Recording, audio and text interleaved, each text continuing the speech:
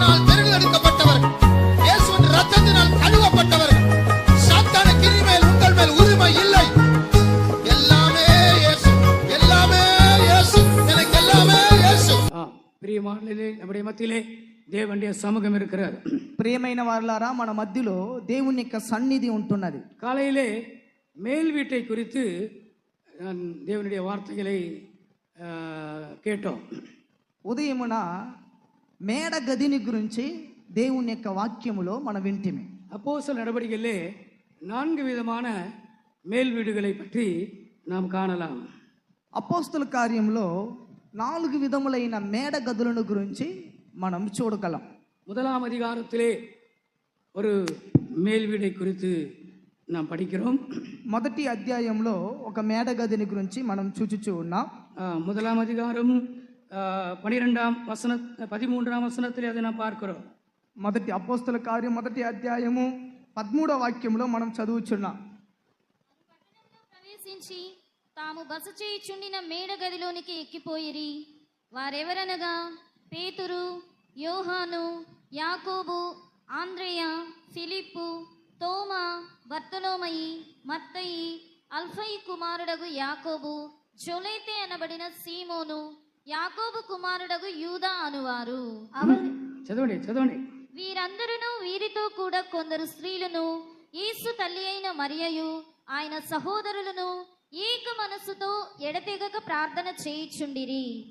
அவர்கள் அங்கே வந்தபோது மேல் வீட்டில் ஏறினார்கள். அதில் பேதுருவும், யாக்கோபும், யோவானும், அந்திரேயாவும், பிலிப்பும், தோமாவும், பர்த்தலோமேயும், மத்தேயும், அல்பேயின் குமாரனாகிய யாக்கோபும், செலோதே எனப்பட்ட சீமோனும், யாக்கோபின் சகோதரனாகிய யூதாவும் தங்கியிருந்தார்கள்.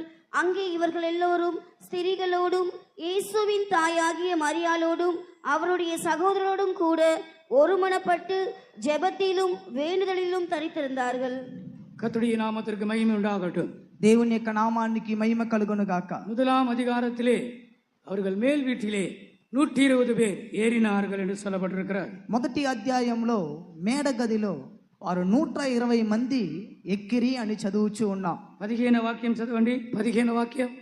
ఆ కాలమందు ఇంచుమించు 120 మంది సహోదరులు కూడి ఉండగా பேதுரு వారి మధ్య నిలిచి ఇట్లనెను. அந்நாட்களிலே சீஷர்களில் ஏறக்குறைய 120 பேர் கூடியிருந்த போது அவர்கள் நடுவிலே பேதுரு எழுந்து நின்று, பெந்தேகோஸ்தே என்னும் 50ஆம் நாளிலே பரிசுத்த ஆவியானவர் அவர்கள் மேல் இறங்கினார். పెంతెకోస్తను 50వ దినమున పరిశుద్ధాత్మ దేవుడు వారి మీదకి దిగేను. முதலாக பரிசுத்த ஆவியானவர் மனிதர்களுக்குள்ளே வாசம் பண்ணும்படியாய் இறங்கின சந்தர்ப்பம் அது. మొట్టమొదటిగా పరిశుద్ధాత్మ దేవుడు మనుషుల మధ్యలో నివాసం చేయు నిమిత్తము దిగిన సందర్భం అది. அவர்கள் எல்லாரும் யூதர்களாக இருந்தார். వారందరూ యూదులై ఉండిరి. அவர்கள் எல்லாரும் இஸ்ரவேலராக இருந்தார். వారందరూ ఇశ్రాయేలీయులై ఉండిరి. ஆண்டவருடைய நாமத்திற்கு மகிமை உண்டாகட்டும். దేవుని యొక్క నామానికి మహిమ. ஆம், புதிய ஏற்பாட்டு சபை அந்த பெந்தேகோஸ்தே நாளிலே, அந்த 50ஆம் நாளிலே, இயேசு உயிர் தெழுந்த 50ஆம் நாளிலே ஸ்தாபிக்கப்பட்டது. కొత్త నిబంధన సంఘము పెంతెకోస్తు దినమున 50వ దినమున యేసు ప్రభు పునరుద్ధానం చెందిన తరువాత 50వ దినమున కొత్త నిబంధన సంఘము స్థాపింపబడిన. ఈ టిపిఎం సంఘం ఎక్కడ ప్రారంభించారు తెలుసా? శ్రీలంకలో ఈ సంఘమును ప్రారంభించారు. ఏ సంవత్సరం తెలుసా? 1923వ సంవత్సరం. పాస్టర్ పాల్ అనేవాళ్ళు, ఆయన శ్రీలంక దేశంలో ఈ సంఘమును ప్రారంభించారు. ఇప్పుడు దాదాపు 100 సంవత్సరం పైన అయిపోయింది. అయినా புதிய ஏற்பாட்டு சபை தொடங்கி, அது எங்கே தொடங்கியது? కొత్త నిబంధన సంఘం ఎక్కడ ప్రారంభింపబడెను చెప్పండి. ఎక్కడ? ఎరుసలేములో మేడగదిలో. ஆண்டவருடைய நாமத்திற்கு மகிமை உண்டாகட்டும். దేవుని యొక్క నామానికి మహిమ కలుగును గాక. இவங்க தான் ஃபர்ஸ்ட் பேட்ச். వీరే మొదటి గుంపు వారు, మొదటి బ్యాచ్. கர்த்தருடைய நாமத்திற்கு மகிமை உண்டாகட்டும். దేవుని యొక్క నామానికి మహిమ కలుగును గాక. இவர்கள் தான் சீயோனுடைய ஃபர்ஸ்ட் பேட்ச். వీరే సియోను సియోనులో మొదటి బ్యాచ్. இவர்கள் தான் புதிய எருசலேமின் ஃபர்ஸ்ட் பேட்ச். వీరే నూతన యెరూషలేములో మొదటి బ్యాచ్. முதலாக புதிய ஏற்பாட்டு சபை எருசலேமிலே அபிஷேகம் இறங்கி வந்ததன் மூலமாக அந்நிய பாஷை பேசியதன் மூலமாக தொடங்கப்பட்டது. మొట్టమొదటిగా కొత్త నిబంధన సంఘం యెరూషలేములో అభిషేకం దిగి వచ్చుట ద్వారా అన్య భాషలు మాట్లాడుట ద్వారా అది ప్రారంభింపబడెను. ஒவ்வொரு கல்லாக சீயோன் கட்டப்பட்டு கொண்டே இருக்கிறார். ఒక్కొక్క రాయిగా సియోను కట్టబడుచు ఉన్నది. ஒவ்வொரு கல்லாக புதிய எருசலேம் கட்டப்பட்டு கொண்டிருக்கிறது. ఒక్కొక్క రాయిగా నూతన యెరూషలేం కట్టబడుచు ఉన్నది. அந்த வேலை முடியும் போது இயேசு வருவார். ఆ పని పూర్తి అయ్యేటప్పుడు యేసయ్య వచ్చును. கர்த்தருடைய நாமத்திற்கு மகிமை உண்டாகட்டும். దేవుని యొక్క నామానికి మహిమ కలుగును గాక. రెండవదిగా அப்போஸ்தலர் நடவடிக்கைகள் 9ஆம் அதிகாரத்திலே ஒரு மேல் வீடை குறித்து பார்க்கிறோம். అపోస్తల కార్యం 9వ అధ్యాయంలో ఒక మేడ గదిని గురించి మనం చూచుచున్నాం. ஆண்டவருடைய நாமத்திற்கு மகிமை உண்டாகட்டும். దేవుని యొక్క నామానికి మహిమ కలుగును గాక. அப்போஸ்தலர் நடவடிக்கைகள் 9ஆம் அதிகாரம் అపోస్తల కార్యము 9వ అధ్యాయం 29ஆம் வசனத்திலிருந்து வாசியுங்கள். 29వ వాక్యం నుండి చదువుకొనేదము.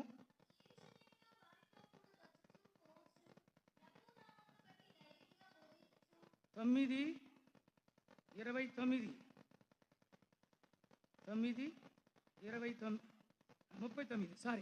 39వ వాక్యం.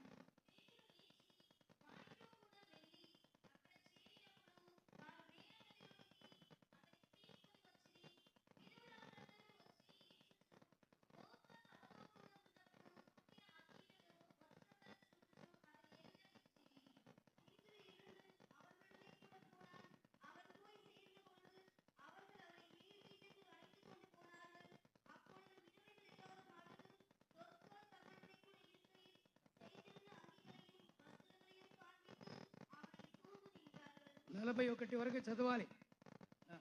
ప్రసంగం చేసే వాళ్ళతో ఉండాలి మీరు. 41 వరకు.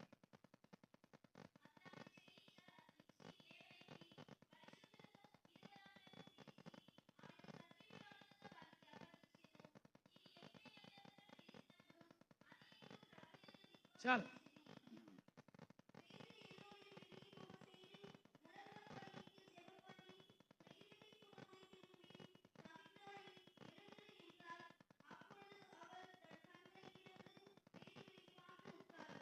నలభై వాక్యం తెలుగులో చదవండి.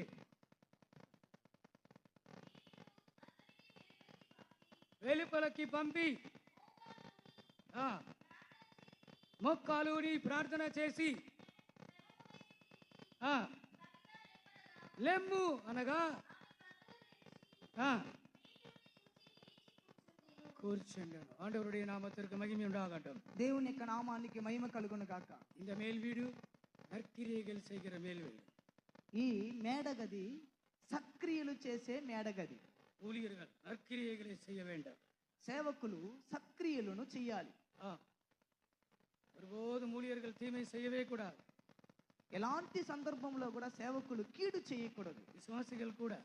విశ్వాసులు కూడా ஒரு விசுவாசி தீமை செய்யக்கூடாது. ఏ విశ్వాసి కూడా కీడు చేయకూడదు. அவர்கள் எப்பொழுதும் நன்மை செய்து கொண்டே இருக்க வேண்டும். వారు ఎల్లప్పుడూ మేలు చేయుచునే ఉండవలేను. నచ్చిన వారికి మటన్ బిర్యానీ పెడతారు, నచ్చని వారికి సద్దన్నం పెడతారు.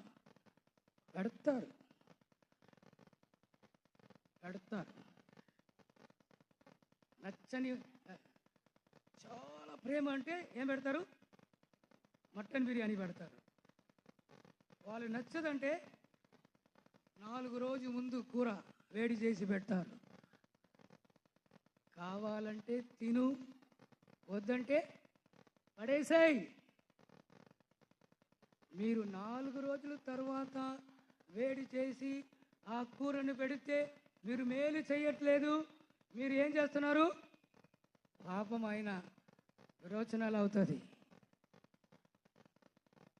బాత్రూంలోనే మంచం పెట్టుకుంటాడు. 2-3 రోజులు అవుతుంది మళ్ళీ ఆయన రిలీజ్ అవ్వాలంటే. నేను ఇదివరకు ఎప్పుడు ఎవరికి కీడు చేయలేదు, మేలే చేశాను అనే వాళ్ళు చెయ్యెత్తి హల్లెలూయా చెప్పండి. సరే, మీ ఒప్పుకోని దేవుడు గణపరిచారు, క్షమించారు. మీరు చేసిన కీడన్ని యేసు ప్రభు ఈ కూటమిలో క్షమించాలి. ఇంక మీద నేను కీడు చేయను, శత్రువుకు కూడా నేను మేలు చేస్తాను అనే తీర్మానం ఉన్నవాళ్ళు చేతులెత్తి గట్టిగా విగ్రహాలే చెప్పండి. ஆண்டவருடைய நாமத்திற்கு மகிமை உண்டாகட்டும். దేవుని యొక్క నామానికి మహిమ కలుగును గాక. 9ஆம் அதிகாரத்தில் இருக்கிற மேல் வீடு நற்கிரியை செய்தவர்கள் இருக்கிற மேல் வீடு. 9వ అధ్యాయంలో ఉండే మేడగది సక్రియలు చేసేవారి ఉండే మేడగది. ஆம், இந்த 9ஆம் அதிகாரத்தில் இருக்கிற மேல் வீடு மரணத்தை ஜெயமாய் விழுங்குகிற மேல் வீடு. ఈ 9వ అధ్యాయంలో ఉన్న మేడగది మరణమును విజయము చేత మృంగివేయు మేడగది. ஆண்டவருடைய நாமத்திற்கு மகிமை உண்டாகட்டும். దేవుని యొక్క నామానికి మహిమ కలుగును గాక. ஆம், பிரியமானவர்களே, இந்த தபித்தால், இந்த தொற்கால் இவள் ஒரு ஊழியக்காரி.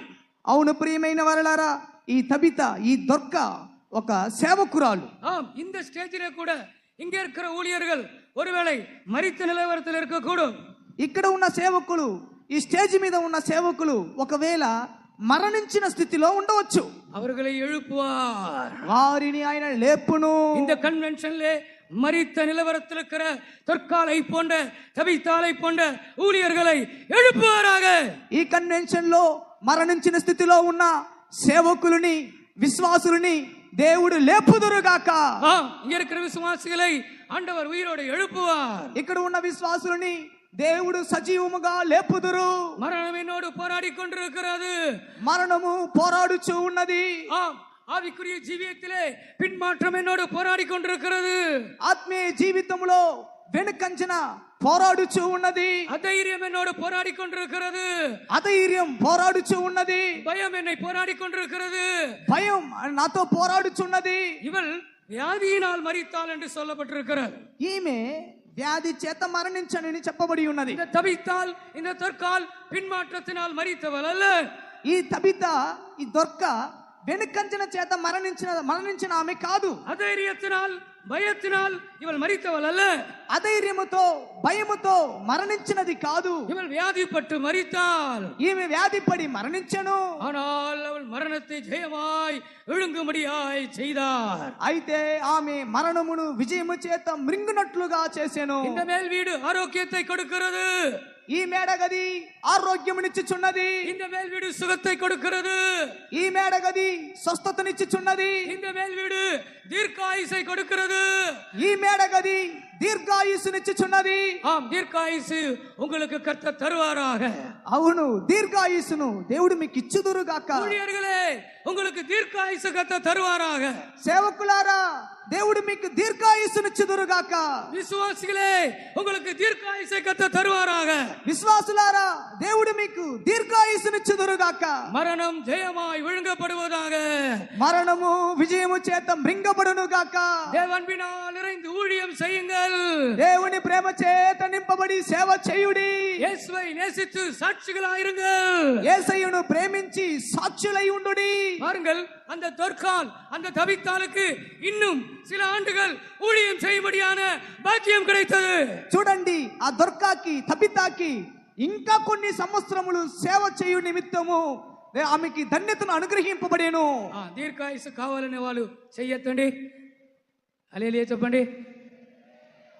సేవకులు అవసరం లేదా? అవసరం లేదా? చాలా కష్టపడుతున్నాము. ఈ సెంటర్ భాష హింసిస్తున్నారు, చంపేస్తున్నారు.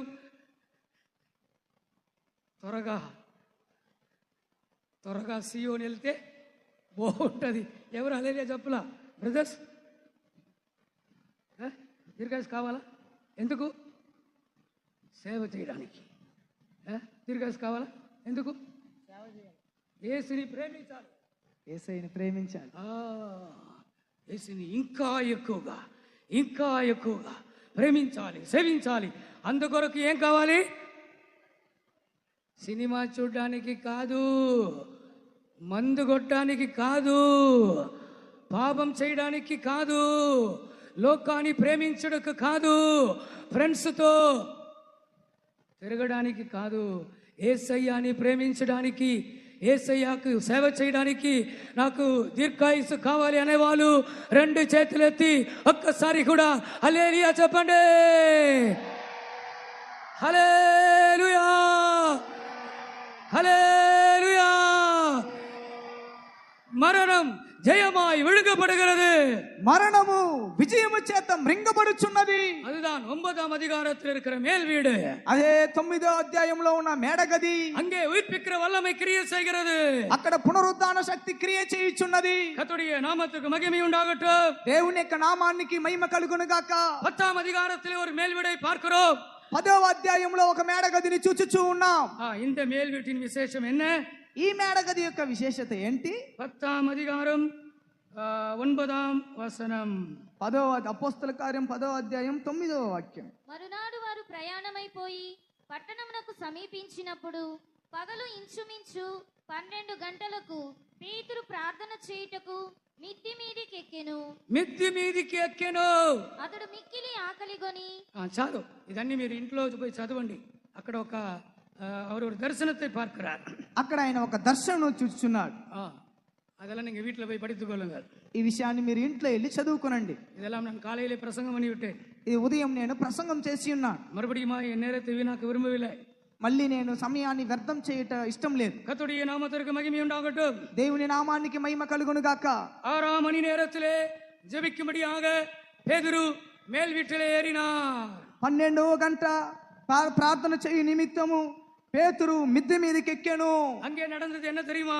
అక్కడ జరిగినది ఏంటో తెలుసా? அந்த மேல் வீட்டிலே ஜெபித்த போது, ఆ మేడగది మీద ప్రార్థన చేసినప్పుడు அப்போஸ்தலனாகிய பேதுருக்கு ஒரு தரிசனம் கிடைத்தது.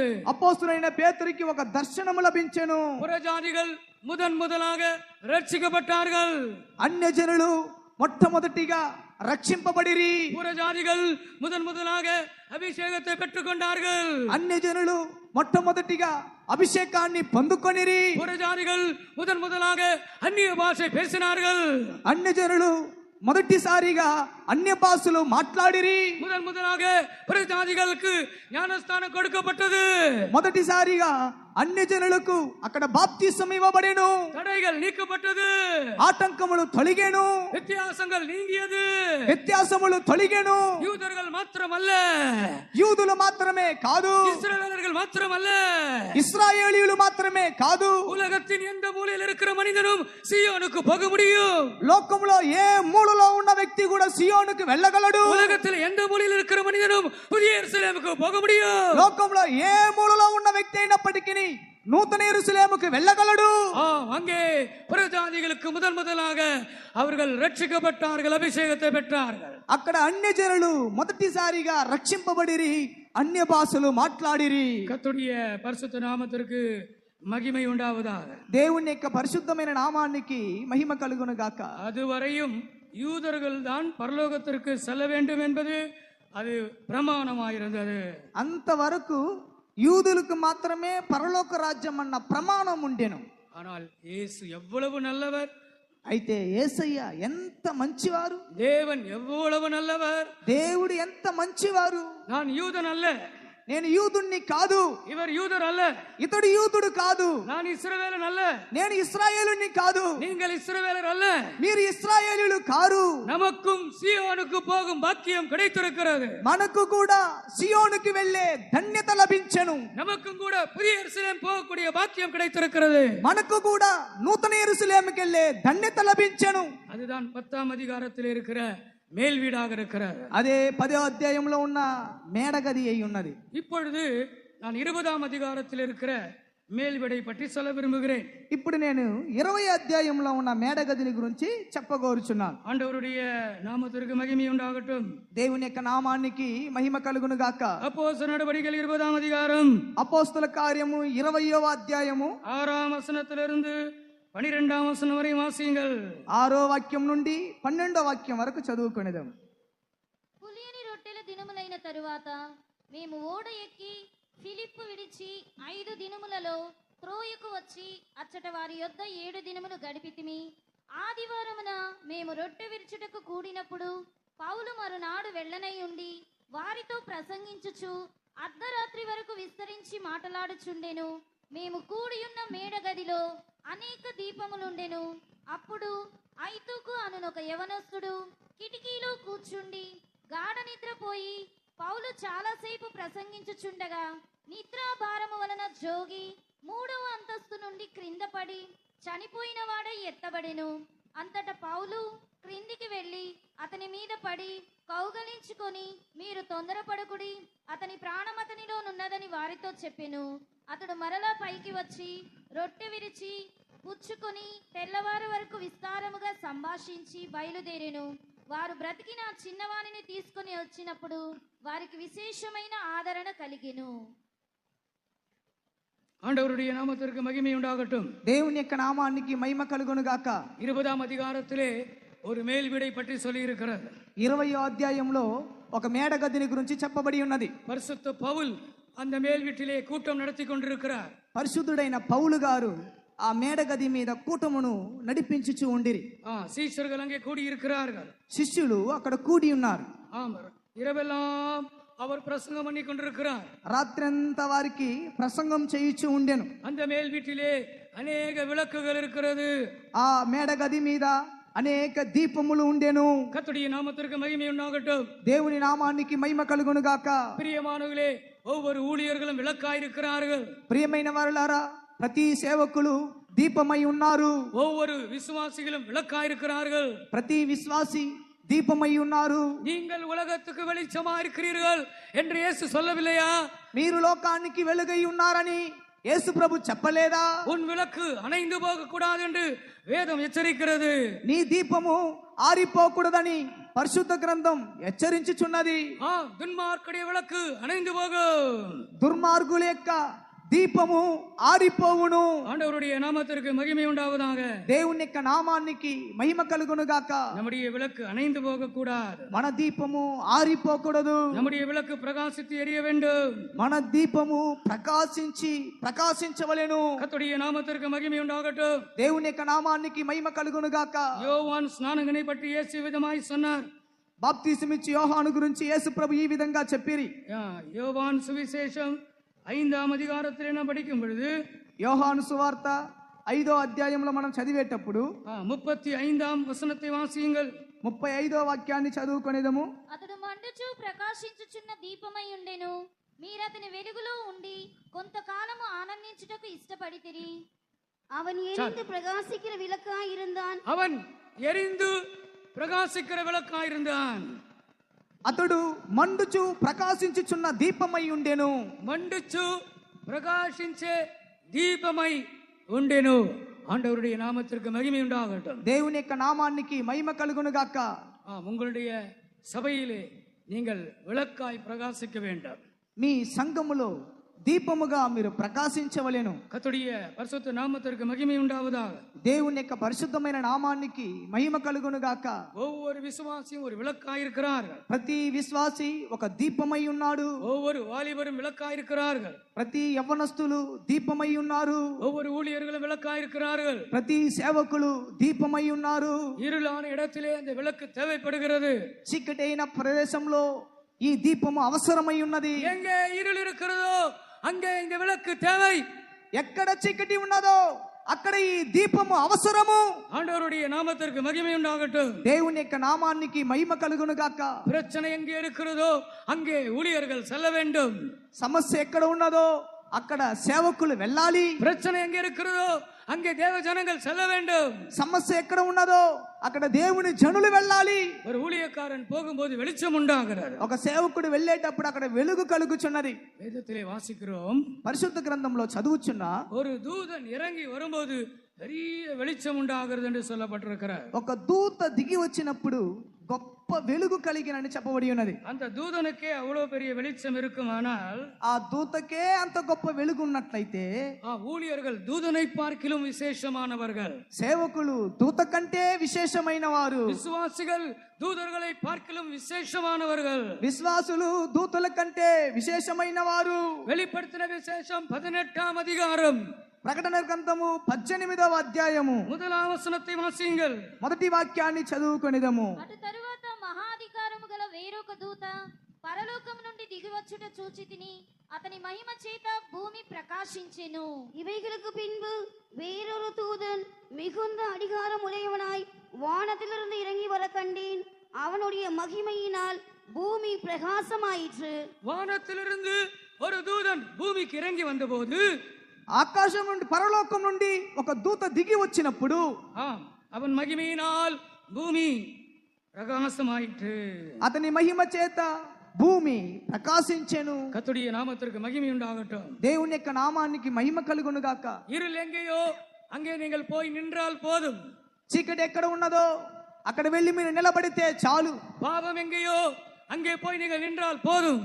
పాపం ఎక్కడ ఉన్నదో అక్కడ వెళ్ళి మీరు నిలబడితే చాలు. வியாதி எங்கே இருக்கிறதோ அங்கே போய் நீங்கள் நின்றால் போதும். వ్యాధి ఎక్కడ ఉన్నదో అక్కడ వెళ్ళి మీరు నిలబడితే చాలు. இருள் நீங்கும், చీకటి తొలగును, வெளிச்சம் உண்டாகும், వెలుగు కలుగును. ஏனென்றால் நீங்கள் விளக்காயிருக்கிறீர்கள். ఎందుకంటే మీరు దీపమై ఉన్నారు. ரட்சிக்கப்பட்ட தேவனுடைய பிள்ளைகள் விளக்காயிருக்கிறார்கள். రక్షింపబడిన దేవుని బిడ్డలు దీపమై ఉన్నారు. பரிசுத்தாவின் அபிஷேகம் பெற்ற தேவனுடைய பிள்ளைகள் விளக்காயிருக்கிறார்கள். పరిశుద్ధాత్మ అభిషేకం పొందిన దేవుని బిడ్డలు దీపమై ఉన్నారు. சிலர் 100 வாட்ஸ் பல்பை போல இருக்கிறார்கள். కొంతమంది 100 వాట్స్ బల్బు లాగా ఉన్నారు. சிலர் 500 வாட்ஸ் பல்பை போல இருக்கிறார்கள். కొంతమంది 500 వాట్స్ బల్బు లాగా ఉన్నారు. சிலர் 1000 வாட்ஸ் பல்பு போல இருக்கிறார்கள். కొంతమంది 1000 వాట్స్ బల్బు లాగా ఉన్నారు. நீங்கள் அதிகமாய் அதிகமாய் பிரகாசிக்கும்படியாய் கர்த்தர் உங்களை எதிர்பார்க்கிறார். మీరు అధికముగా ప్రకాశించే నిమిత్తము దేవుడు మిమ్మల్ని ఎదురు చూచుచూ ఉన్నారు. ஆண்டவருடைய நாமத்திற்கு மகிமை உண்டாகட்டும். దేవుని యొక్క నామానికి మహిమ కలుగును గాక. ஒரு நாள் குண்டூர்லே ஒரு வயதான ஐயா, பேங்க்ல வேலை செய்த ஐயா సీరియస్గా இருந்தார். రోజు గుంటూరులో బ్యాంకులో ఉద్యోగం చేయించిన ఒక అయ్య గారు, వయసు అయిపోయిన అయ్య గారు, ఆయన చాలా సీరియస్గా ఉన్నాడు.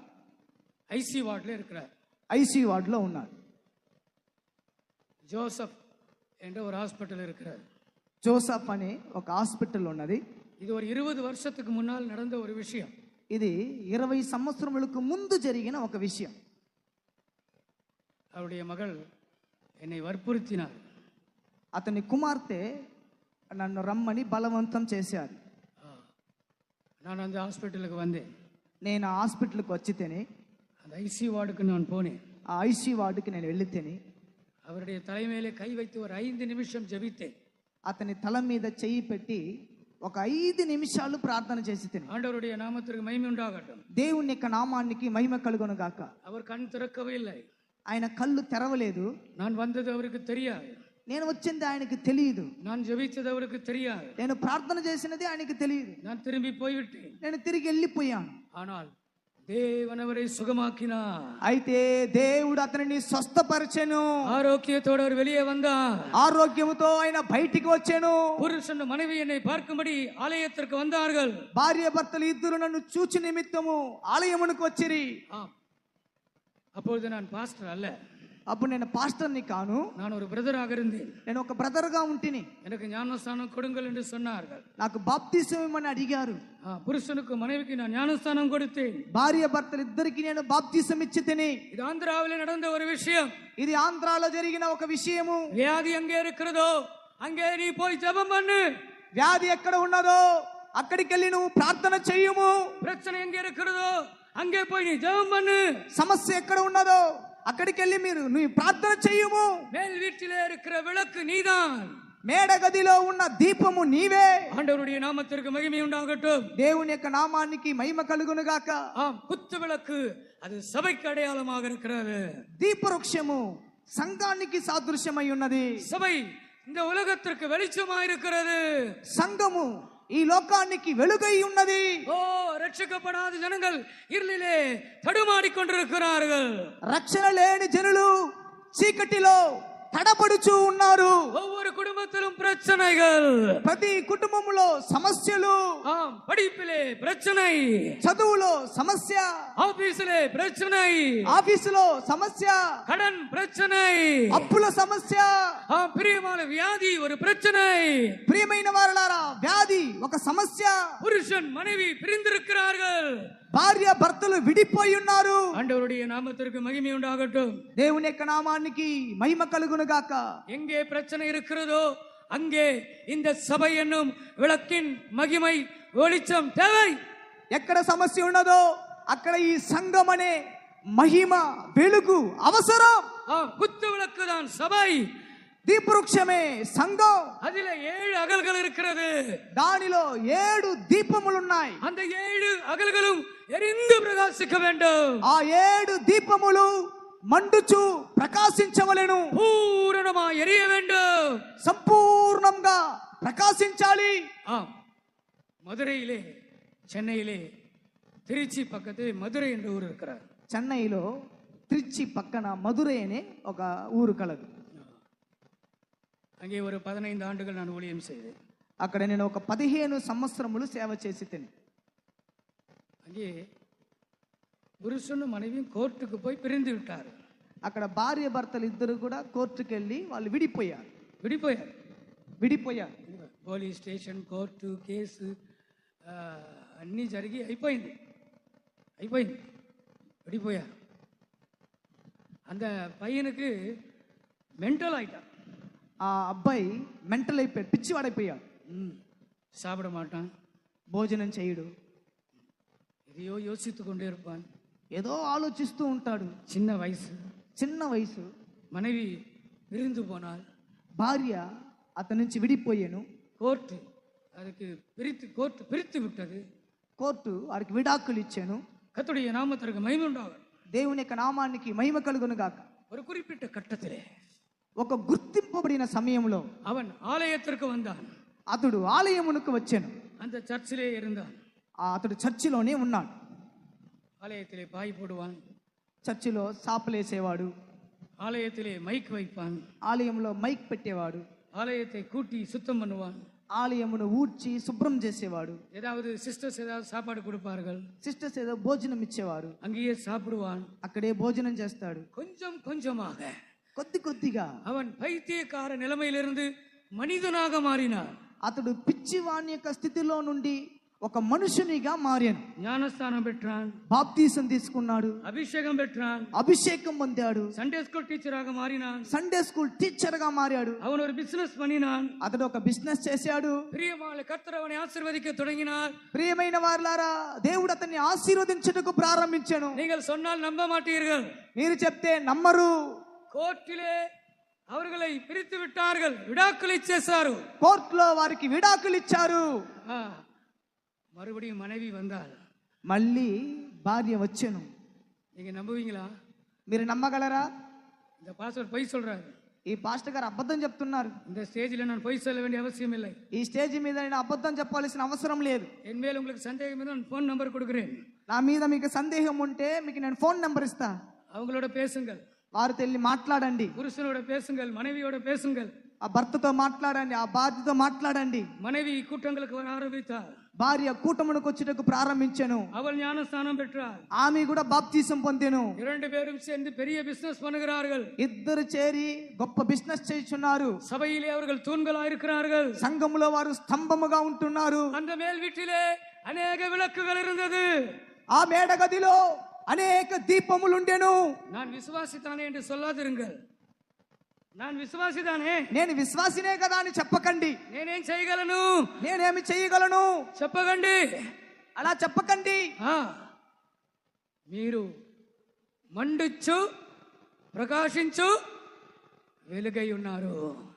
ఇక్కడ ఉన్న మండుచు ప్రకాశించే దీపం అన్ని అందరూ చేతులెత్తి ఒక హల్లెలూయా చెప్పండి. హల్లెలూయా, హల్లెలూయా. நீங்கள் கால் வைக்கும் போது அற்புதங்களை கர்த்தர் செய்வார். మీరు అడుగు పెట్టేటప్పుడు దేవుడు అద్భుతములు చేయును. கர்த்தருடைய நாமத்திற்கு மகிமை உண்டாகட்டும். దేవుని యొక్క నామానికి మహిమ కలుగును గాక. என் ஊழியத்திலே நடந்த அற்புதங்களை இப்படி நான் சொல்லிக்கொண்டே போகலாம். నా జీవితంలో జరిగిన అద్భుతములను నేను ఈ విధంగా చెప్పుచునే వెళ్ళగలను. நான் அல்ல, నేను కాదు, தேவனே செய்தார். దేవుడే చేసెను.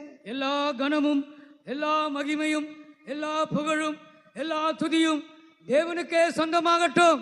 సమస్త ఘనత, సమస్త మహిమ, సమస్త స్తుతి, ప్రభావము దేవునికే చెందునుగాక. பெருமைக்காக நான் இது சொல்லவில்லை. గర్వం కొరకు దేని నేను చెప్పుటలేదు. உங்கள் முன்பாக என்னை நான் தாழ்த்துகிறேன். మీ ముందు నన్ను నేను తగ్గించుకుంటున్నాను. தேவனுடைய நாமத்தை மாத்திரம் நான் உயர்த்தும்படியாக சொல்லுகிறேன். దేవుని యొక్క నామాన్ని మాత్రం హెచ్చించి నిమిత్తం వీటిని నేను చెప్పుచున్నాను. మీకు కూడా మైక్ ఇస్తే మీరు కూడా చెప్తారు. మీరు అడుగు పెట్టిన స్థలములో చీకటి పారిపోయింది, వెలుగు వచ్చింది. మీరు కూడా చెప్తారు. దేవుని నామమునకు మహిమ కలుగును గాక. ஆண்டவருடைய நாமத்திற்கு மகிமை உண்டாவதா. దేవుని యొక్క నామానికి మహిమ కలుగును గాక. அந்த வீட்டிலே விளக்குகள் இருந்தது என்று சொல்லப்பட்டிருக்கிறது. ఆ మేడ గది మీద దీపములు ఉండెనని చెప్పబడి ఉన్నది. இந்த விளக்கு எரிய வேண்டுமானால் ఈ దీపము మండాలి అంటే కత్తిరికోల్ వేணும். దానికి కత్తెర కావాలి. తెలుసా? ఆ వాక్యం తెలుసా? సేవకులు చెప్పండి.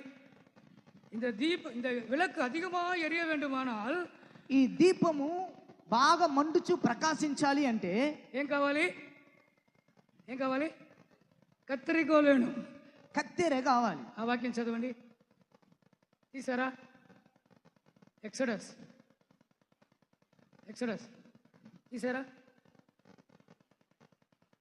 ஆண்டவருடைய நாமத்திற்கு மகிமை உண்டாவதாக. దేవుని యొక్క నామానికి మహిమ కలుగును గాక.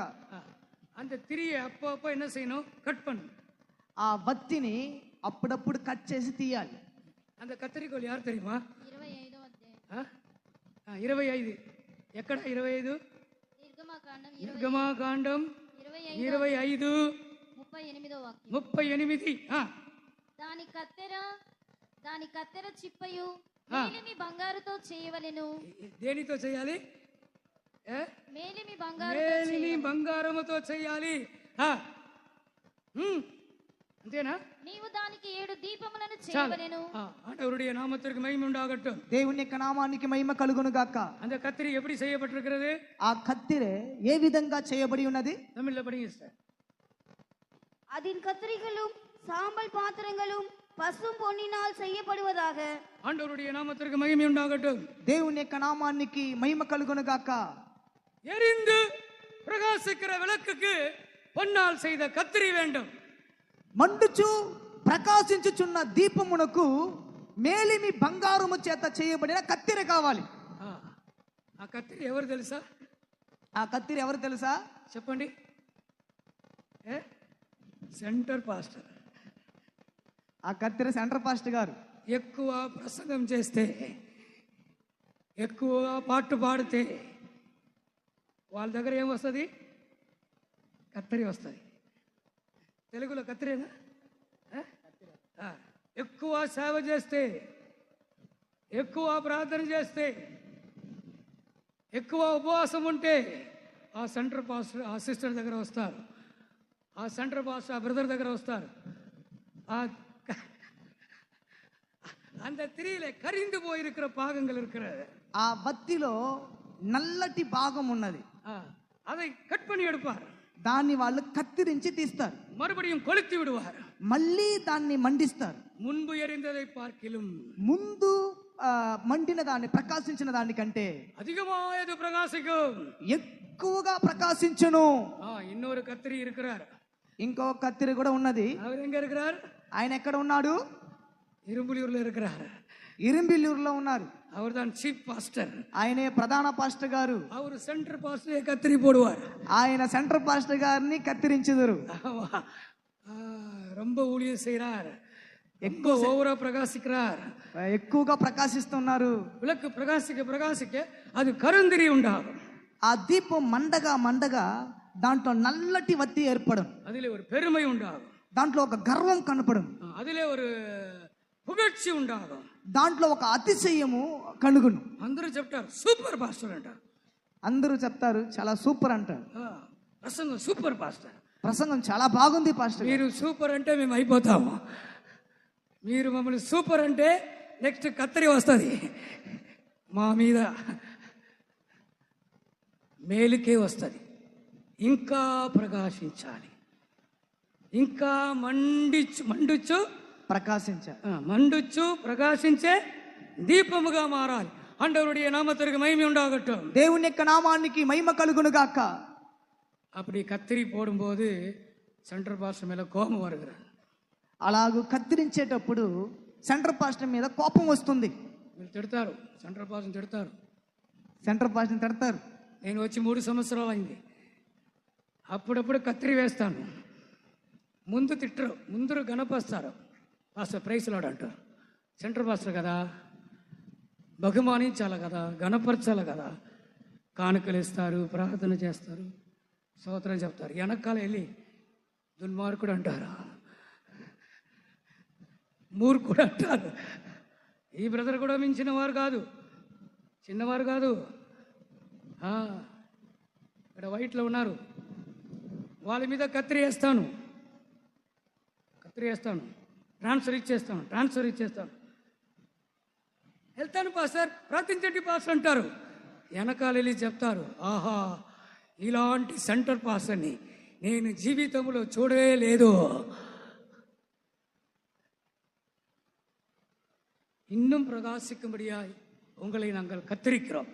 ఇంకా అధికంగా ప్రకాశించే నిమిత్తము మిమ్మల్ని మేము కత్తిరించుచూ ఉన్నాం. அப்போ துக்கமா இருந்தாலும், అప్పుడు దుఃఖంగా ఉన్నప్పటికీ, அப்போ வேதனையாக இருந்தாலும், అప్పుడు వేదనగా ఉన్నప్పటికీ, நீங்கள் அதற்கு உங்களை ஒப்பு கொடுக்கும்போது దానికి మిమ్మల్ని సమర్పించేటప్పుడు அது துருபிடிச்ச கத்திரி அல்ல, అది తుప్పు పట్టిన కత్తెర కాదు. அது துருபிடித்த கத்திரி அல்ல, అది తుప్పు పట్టిన కత్తెర కాదు. அது துருபிடிக்காது, అది దానికి తుప్పు పట్టదు. அது పసుంబడిனால் செய்யப்பட்டதான ஒரு கத்திரி. అది మేలిమి బంగారము చేత చేయబడిన ఒక కత్తెర. அந்த விளக்கு மங்கி மங்கி எரியக்கூடாது. ఆ దీపము మకమకలాడుచు మండకూడదు. மங்கி எரிகிற திரி அவர் அணையாமல், ఆ మకమకలాడుచున్న దీపమును ఆయన ఆర్పడు. எரிந்த நாணலை அவர் முறியாமல், ఆయన మా నలిగిన రెల్లను ఆయన విడవడు. నలిగిన రెల్లును ఆయన ఆర్పడు. చదవండి, ఎస్ఐ చదవండి. ట్రాన్స్లేషన్ చేసేవాళ్ళు వాక్యం చెప్పాలి. మత్తయి సువార్త 12వ అధ్యాయము 20వ వాక్యం. ఎక్కడ? మత్తయ్య మత్తయి సువార్త 12వ అధ్యాయం 20వ వాక్యం. 12:25. న్యాయ విధిని ప్రబలము చేయి వరకు ఈయన నలిగిన రెల్లును విరువడు, మకమకలాడుచున్న అవిసనారను ఆర్పడు. మక్కమక్కలాడుచున్న అవిసనారను ఆర్పడు. తర్వాత ఈయన నామమందు అన్యజనులు నిరీక్షించెదరు అనునదే. ఎస్ఐల చదువు, ఎస్ఐల చదువు, ఎస్ఐల చదువు. 42, 42:3. அவர் நெறிந்த நாணலை முறியாமலும் மங்கி எரிகிற திரியை அணையாமலும் நியாயத்தை உண்மையாக வெளிப்படுத்துவார். చాలు. నలిగిన రెల్లును ఆయన విరువడు, నలిగిన రెల్లును ఆయన విరువడు, విరువడు మకమకలాడుచున్న జనపనార వత్తిని ఆర్పడు. ఆయన సత్యమును అనుసరించి ஆண்டவருடைய நாமத்திற்கு மகிமை உண்டாகட்டும். దేవుని యొక్క నామానికి మహిమ కలుగును గాక. நீங்கள் அணைந்து போகாதபடி, మీరు ఆరిపోకుండా నిమిత్తము, உங்கள் விளக்கு அணைந்து போகாதபடி, మీ యొక్క దీపము ఆరిపోకుండా నిమిత్తము. அப்பப்போ இந்த గోల్డెన్ సిసర్ వస్తది. అప్పుడప్పుడు ఈ మేలిమి బంగారం కలిగిన కత్తెర వచ్చును. கர்த்தருடைய நாமத்திற்கு மகிமை உண்டாகட்டும். దేవుని యొక్క నామానికి మహిమ కలుగును గాక. பிரியமான, இன்னும் நீங்கள் பிரகாசிப்பீர்கள். ఇంకా మీరు ఎక్కువగా ప్రకాశించుదురు. கர்த்தருடைய நாமத்திற்கு மகிமை உண்டாவதாக. దేవుని యొక్క నామానికి మహిమ కలుగును గాక. அந்த வீட்டில் அநேக விளக்குகள் வைக்கப்பட்டிருந்தது. ఆ ఇంటిలో అనేక దీపములు పెట్టబడి ఉండెను. பெருமைக்கு இடம் கொடுக்காதிருங்கள், గర్వమునకు చోటివ్వకండి, தாழ்மையாயிருங்கள், తగ్గింపుతో ఉండండి. அப்படியானால் நீங்கள் இன்னும் பிரகாசிப்பீர்கள். అలాగైతే మీరు ఇంకా ఎక్కువగా ప్రకాశించుదురు. அநேகருடைய வாழ்க்கையிலே வெளிச்சத்தை கொடுப்பீர்கள். అనేకురు జీవితంలోనికి మీరు వెలుగునిచ్చుదురు. ஆண்டவருடைய நாமத்திற்கு மகிமை உண்டாகட்டும். దేవుని యొక్క నామానికి మహిమ కలుగును గాక. சபை ஒரு மேல் வீடு, సంఘం ఒక మేడగది. புதிய ஏற்பாட்டு சபை ஒரு மேல் வீடு, కొత్త నిబంధన సంఘం ఒక మేడగది. அபிஷேகம் பெற்றவர்கள் ஒரு மேல் வீடு, అభిషేకం పొందిన వారు ఒక మేడగది. அங்கே அநேக விளக்குகள் இருக்கிறது. అక్కడ అనేక దీపములు ఉన్నాయి. நாம் பிரகாசித்து எரிவோமாக. మనమండుచు ప్రకాశించుదుము గాక. இந்த கன்வென்ஷனில் நாம் பிரகாசித்து எரிவோமாக. ఈ కన్వెన్షన్ లో మనమండుచు ప్రకాశించుదుము గాక. ஆண்டவருடைய நாமத்திற்கு மகிமை உண்டாகட்டும். దేవుని యొక్క నామానికి మహిమ కలుగును గాక. பவுல் நெடுநேரம் பிரசங்கம் பண்ணி கொண்டிருந்தார். పౌలు గారు ఎక్కువగా అధికంగా ప్రసంగం చేయించి ఉండేను. அங்கே அவர்கள் ராபோஜன ஆராதனை நடத்தினார்கள். అక్కడ వాళ్ళు ప్రభు వల్ల ఆరాధనను జరిపించుచు ఉండిరి. கர்த்தருடைய நாமத்திற்கு மகிமை உண்டாகட்டும். దేవుని యొక్క నామానికి మహిమ కలుగును గాక. ஆம் பிரியமானவர்களே, அப்பம் விட்டார்கள் என்று வேதம் சொல்லுகிறது. అవును ప్రియమైన వాళ్ళ వారు రొట్టి విరిచిరి అని చెప్పబడి ఉన్నది. அங்கே ஒரு வாலிபன் இருந்தான். అక్కడ ఒక యవనస్తుడు ఉండేను. அவன் ஜன்னலின் மேல் உட்கார்ந்திருந்தான். అతడు కిటికీ మీద కూర్చొని ఉండేను. அவனுடைய பேர் ஐத்திகு. అతని పేరు ఐతూకు. ஐத்திகு என்றால் ஃபார்ச்சுனேட் என்ற அர்த்தம் சொல்லி இருக்கிறார். ஃபார்ச்சுனேட் என்றால் அதிர்ஷ்டசாலி. அதிர்ஷ்டசாலி. ఐతూకు అంటే అదృష్టవంతుడు. అదృష్టవంతుడు, లక్కీ మ్యాన్. అదృష్టవంతుడు, లక్కీ మ్యాన్, లక్కీ ఫెలో అంటారు కదా. ఇక్కడ ఉన్న లక్కీ ఫెలో అందరూ అల్లెలే చెప్పండి. మీరందరూ అన్లక్కీ ఫెలోవా?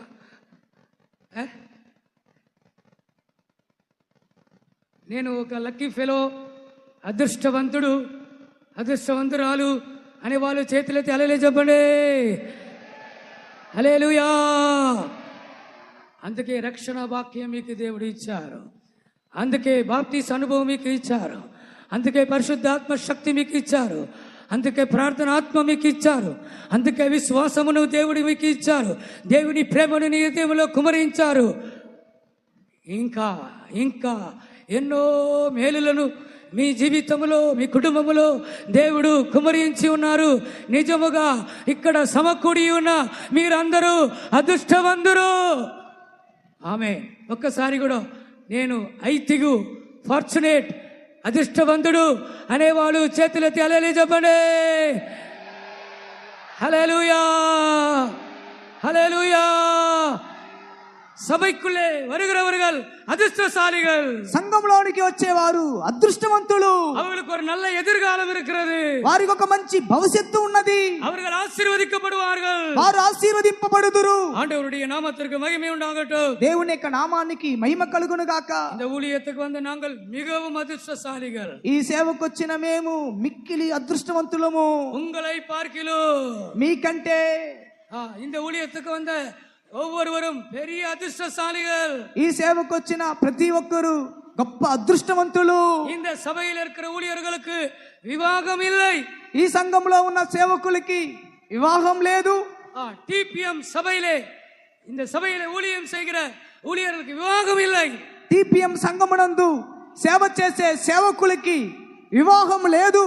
மனைவி இல்லை, భార్య లేదు, புருஷன் இல்லை, భర్త లేడు, பிள்ளைகள் இல்லை, పిల్లలు లేరు. சகோதரி சொன்னார்கள் அல்லவா, ஆண்டவர் ஊழியத்திற்காக அழைப்பு, எனக்கு மெல்கிசேதேக்கின் ஊழியத்தை பற்றி என்னோடு பேசினார் என்று சொன்னார்கள் இல்லையா? సహోదరి గారు చెప్పారు సాక్ష్యంలో, ఈ సేవకు ఆమెను పిలిచేటప్పుడు ఆ సేవకు మెల్కిసేదేకు క్రమమును గురించి దేవుడు మాట్లాడారని. அவர்கள் ஆர்சிஎம் சபையை சேர்ந்தவர்கள். ఆమె ఆర్సిఎం సంఘానికి చెందినవారు. பக்தியாய் வளர்க்கப்பட்டவர்கள். భక్తిగా పెంచబడ్డారు. ஃபாதர் பெர்க்மான்ஸ் மூலமாக அவர்கள் இந்த பெந்தெகோஸ்து அனுபவத்திற்கு வந்தார்கள். ఫాదర్ బెర్క్మన్స్ మూలముగా ఈ పెంతెకోస్తు అనుభవమునకు ఆమె వచ్చారు. பெந்தெகோஸ்து சபையின் அனுபவம் கிடைத்தது. పెంతెకోస్తు యొక్క అనుభవం ఆమెకు లభించెను. அபிஷேகம் கிடைத்தது. అభిషేకం లభించెను. ஆண்டவர் அவளோடு பேச ஆரம்பித்தார். దేవుడు ఆమెతో మాట్లాడుటకు ప్రారంభించెను. அநேக வாலிபர்கள் அழிந்து கொண்டிருக்கிறார்கள். అనేక మంది యవనస్తులు నశించిపోవుచున్నారు. அநேக வாலிபர்கள் நரகத்துக்கு நேராய் போய் கொண்டிருக்கிறார்கள். అనేక మంది యవనస్తులు నరకం వైపుగా వెళ్ళుచున్నారు. உன் வாலிப வாழ்க்கை எனக்கு ஒப்பு கொடுப்பாயா?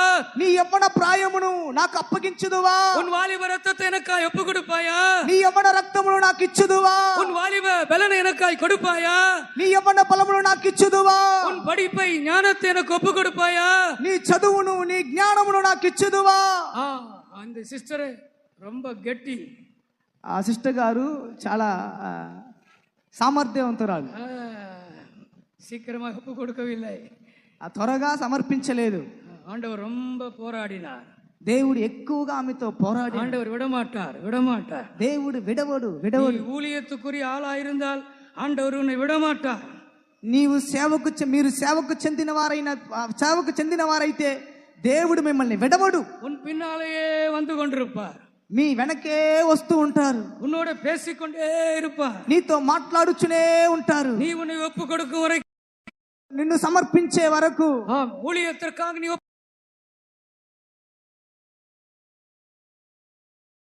నిన్ను విడవనే విడవడు. அழைக்கப்பட்டவர்களே, நீங்கள் இயேசுவை ஜெயிக்க முடியுமா? పిలువబడిన వారులారా, మీరు యేసు ప్రభుని జయించగలరా? அழைப்பை பெற்றவர்களே, இயேசுவை நீங்கள் ஜெயிக்க முடியுமா? పిలుపును పొందిన వారులారా, మీరు యేసు ప్రభుని జయించగలరా? என்னுடைய பேட்சிலே ஒரு சகோதரன் இருந்தார். బ్యాచ్ లో ఒక సహోదరుడు ఉండేను.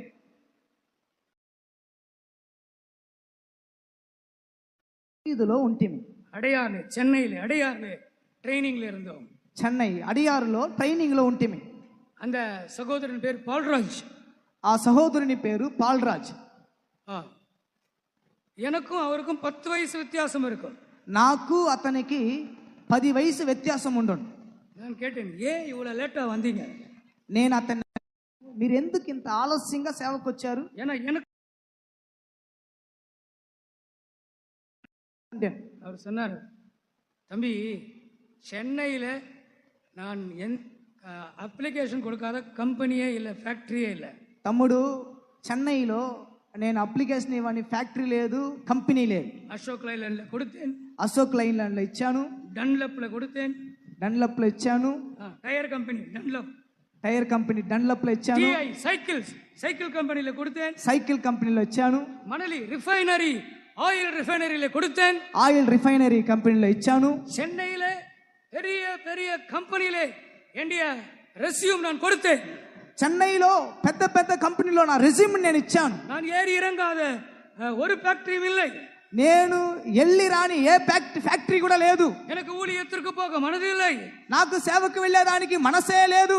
ஊழியத்தை நான் வெறுத்தேன். సేవను నేను ద్వేషించి తిని, நான் விசுவாசியா இருப்பேன் என்று சொன்னேன். నేను విశ్వాసిగా ఉంటానని చెప్పి తిని, ஆனால் ஆண்டவர் என்னை விடவில்லை. అయితే దేవుడు నన్ను విడిచిపెట్టలేదు. எல்லா வாசலும் அடைக்கப்பட்டது, ప్రతి ద్వారము మూయబడిను. வேற வழி இல்லாமல் நான் ஊழியத்திற்கு வந்தேன். వేరే దారి లేకుండా నేను సేవకు వచ్చి తిని, நல்ல ஒரு ஊழியம் செய்தார். మంచి సేవ చేశాడు. நல்ல ஒரு ஊழியம் செய்தார். మంచి ఒక సేవ చేశాడు. எரிந்து பிரகாசித்தார். మండుచు ప్రకాశించెను. அநேகருக்கு அவர் ஆசீர்வாதமாயிருந்தார். అనేకులకు అతడు ఆశీర్వాదముగా ఉండెను. சென்னையிலே மடிப்பாக்கத்திலே ஒரு ஊழியத்தை முடித்தார். చెన్నైలో మడిపాకంలో అతడు తన సేవను పూర్తి చేశాను. ஆண்டவருடைய நாமத்திற்கு மகிமை உண்டாகட்டும். దేవుని యొక్క నామానికి మహిమ కలుగును గాక. இந்த ஊழியம் மெல்கிசேதேக்கின் ஊழியம். ఈ సేవ మెల్కీసెదెకు క్రమ ప్రకారమైన సేవ. மெல்கிசேதேக்கின் முறைமையின்படியாய் நீர் என்றைக்கும் ஆசாரியராய் இருக்கிறீர். మెల్కీసెదెకు క్రమము చొప్పున నీవు నిత్యము యాజకుడవై ఉన్నావు. மனம் மாறுவதில்லை, మనసు మారటలేదు. அவர் ஆணையிட்டார், ఆయన ప్రమాణం చేశాడు. ஊழியர்களே, நீங்கள் ஆணையினால் நீங்கள் ஆசாரியர்களாக மாறினவர்கள். సేవకులారా, మీరు ప్రమాణము చేత మీరు యాజకులుగా మార్చబడిరి. உன்னை எந்த வல்லமையும் தொட முடியாது. నిన్ను ఏ శక్తి కూడా ముట్టజాలదు. உன்னை எந்த வல்லமையும் ஜெயிக்க முடியாது. నిన్ను ఏ శక్తి కూడా జయింపనేరదు. எந்த வல்லமையும் உன்னை திட்டுப்படுத்த முடியாது. ఏ శక్తి నిన్ను అపవిత్రపరచనేరదు. உன்னை ஆசாரியனாய் ஏற்படுத்தும்படியாய் அந்த தேவன் ஆணையிட்டார். నిన్ను యాజకునిగా ఏర్పరచు నిమిత్తము దేవుడు ప్రమాణము చేశాడు. மெல்கிசேதேக்கின் முறைமையின்படியான ஆசாரியனாக ஆணையிட்டார். మెల్కీసెదెకు క్రమము చొప్పున యాజకుడుగా ప్రమాణము చేశాడు. தேவன் எனக்கு அட்மிஷன் கொடுக்கும்போது யாரு முடியாதுன்னு சொல்ல முடியும்? దేవుడు నాకు అడ్మిషన్ ఇచ్చేటప్పుడు ఎవరు వీలు కాదని చెప్పగలరు? இந்த பிரதர் 19 வயசு ஆகிறதுக்கு 19 வயசுல வந்தார். ఈ బ్రదర్ 19 వయసులో సేవకు వచ్చారు. గుండా இருக்காரு பாருங்க, లావుగా ఉన్నారు కదా. ఫస్ట్ లైన్ 19 20 రావాలి, 20 రావాలి. అబద్ధం చెప్పి 19 అని చెప్పి వచ్చాడు. నేను చెప్పాను వద్దు అని చెప్పాను. నేను అప్పుడు అసిస్టెంట్ పాస్టర్గా ఉన్నాను చెన్నైలో. నేను చెప్పాను వద్దు, ఈ అబ్బాయి వద్దు అన్నాను. వెంటనే సెంటర్ పాస్టర్ దగ్గర వెళ్ళిపోయాడు. పాస్టర్, ఈ అసిస్టెంట్ సెంటర్ పాస్టర్ నన్ను వద్దు అంటున్నాడు. సెంటర్ పాస్టర్ నన్ను పిలిచారు. సెంటర్ పాస్టర్ నన్ను ఏయ్ ఎందుకు వద్దన్నావు? నాకు తెలిసింది చెప్పాను పాస్టర్, మీరు సెంటర్ పాస్టర్, మీరు వద్దనా సరే చేర్చుకుంటే సరి అన్నాను. వచ్చేసాడు, నా దగ్గరికే వచ్చాడు. ఇప్పుడు విజయవాడ సెంటర్ ట్రాన్స్ఫర్ అనగానే గుండెలో అయిపోయి ఉంటుంది. ఆహా, ఈ వ్యక్తి దగ్గరే నేను పంపించారు. మంచి సేవకుడు, మంచి సేవకుడే. అయినా నేను చెప్పాను, వద్దని చెప్పాను. నేను వద్దంటే అయిపోతుందా? ఎవరు వద్దని చెప్పాలి? ఎవరు వద్దని చెప్పాలి? దేవుడు వద్దని చెప్పాలి. 1000 మంది నన్ను వాళ్ళని వద్దని చెప్పినా కూడా దేవుడు అవును ఆమేనంటే ఎవరు ఏం చేయలేరు. హల్లెలూయా చెప్పండి. ఆమె ஆணையிட்டால் நீங்கள் வந்திருக்கிறீர்கள். ప్రమాణం చేత మీరు వచ్చి ఉన్నారు. எந்த பிஜி உங்களை தடுக்க முடியாது. ఏ సెంటర్ పాస్ట్ కూడా మిమ్మల్ని ఆటంకపరచలేదు. எந்த சீஃப் பாஸ்டர் உங்களை தடுக்க முடியாது. ఏ ప్రధాన పాస్ట్ కూడా మిమ్మల్ని ఆటంకపరచలేదు. ஆணையினால் நீங்கள் இந்த ஊழியத்திற்கு ஏற்படுத்தப்பட்டவர்கள். ప్రమాణం చేత ఈ సేవకు మీరు ఏర్పరచబడిరి. மனமாறாமல் இருப்பார். అతడు మనసు మారడు. எந்த வல்லமையும் உங்களை ஜெயிக்க முடியாது. ఏ శక్తి కూడా జయింపనేరవు. எந்த பிசாசும் உங்களை ஜெயிக்க முடியாது. ఏ అపవాది నిన్ను జయింపనేరడు. எந்த மாம்சமும் உங்களை ஜெயிக்க முடியாது. ఏ శరీరము నిన్ను జయించదు. நீங்கள் ஆசாரியனாக மாற வேண்டும் என்பது தேவனுடைய நோக்கம். మీరు యాజకులుగా మారాలన్నది దేవుని యొక్క ఉద్దేశం. இந்த ராணி சிஸ்டர் தோற்று போனார்கள். రాణి సిస్టర్ గారు ఓడిపోయారు. యేసయ్య గెలిచారు. ఇక్కడ ఉన్నవాళ్ళు సేవకు రాకుండా మీరు ఎన్ని సంవత్సరాలు దూరంగా పోయినా ఓడిపోతారు. యవనస్తులతో మాట్లాడుతున్నాను, మీరు ఓడిపోతారు. యేసయ్యే గెలిస్తారు. హల్లెలూయా చెప్పండి. ஆண்டவருடைய நாமத்திற்கு மகிமை உண்டாவதாக. దేవుని యొక్క నామానికి మహిమ కలుగును గాక. ஆம், பிரியமானவர்களே, இந்த ஊழியத்துக்கு வந்திருக்கிற நாங்கள் பாக்கியவான்கள். ప్రియమైన వారులారా, ఈ సేవకు వచ్చిన మేము ధన్యులము. ரட்சிக்கப்பட்ட நீங்கள் பாக்கியவான்கள். రక్షింపబడిన మీరు ధన్యులు. அபிஷேகம் பண்ணப்பட்ட நீங்கள் பாக்கியவான்கள். అభిషేకం పొందిన మీరు ధన్యులు. ஐத்திகு என்றால் ஃபார்ச்சுனேட். ఐతుక్ అంటే అదృష్టవంతుడు. கர்த்தருடைய நாமத்திற்கு மகிமை உண்டாகட்டும். దేవుని యొక్క నామానికి మహిమ కలుగును గాక. ஆனால் இவன் ஜன்னலில் தூங்கிக் கொண்டிருக்கிறான். అయితే ఇతడు కిటికీలో కూర్చుండి నిద్రపోవచ్చు ఉండేను. 3ஆம் மெத்தையிலிருந்து கீழே விழுந்தான். 3వ అంతస్తు నుండి కింద పడిపోయాను. மரித்தவனாய் காணப்பட்டான். చనిపోయిన వాడుగా కనిపించాను. பரிசுத்த பவுல் கீழே இறங்கி போனார். పరిశుద్ధుడైన పౌలు కిందకి దిగి వెళ్ళారు. அவனை அணைத்துக் கொண்டார். అతన్ని కౌగిలించుకున్నాను. கலங்காதிருங்கள் என்று சொன்னார். తొందరపడకండి అని చెప్పాను. ఈ உயிர் இவனுக்குள்ள இருக்கிறது. అతనిలో ప్రాణము ఉన్నదని చెప్పాను. பிரியமானவர்களே, அவன் உயிருள்ளவனாய் எழுந்தான். అతడు సజీవుడుగా లేచెను. அவர்கள் ஆறுதல் அடைந்தார்கள். వారు విశేషమైన ఆదరణ కలిగెను. ஆண்டவருடைய பரிசுத்த நாமத்திற்கு மகிமை உண்டாகட்டும். దేవుని యొక్క పరిశుద్ధమైన నామానికి మహిమ కలుగును గాక. வாலிபன் என்று சொல்லும் பொழுது వయதிலே వాలిబர்கள் இருக்கிறார்கள். యవనస్తులని చెప్పేటప్పుడు వయసులో యవన ప్రాయం కలిగిన వారు ఉన్నారు. 15 వయது, 15 వయసు, 20 వయது, 20 వయసు, 25 వయது, 25 వయసు, 35 వయது, 35 వయసు. இவர்கள் எல்லாரும் வாலிபர்கள் தான். వీరందరూ యవనస్తులే. ஆண்டவருடைய நாமத்திற்கு மகிமை உண்டாகட்டும். దేవుని యొక్క నామానికి మహిమ కలుగును గాక. ஆம், பிரியமானவர்களே, దేవునుடைய సభைக்கு పేరు వాలిబన్. ప్రియమైన వారలారా, దేవుని సంఘానికి పేరు యవ్వనస్తుడు.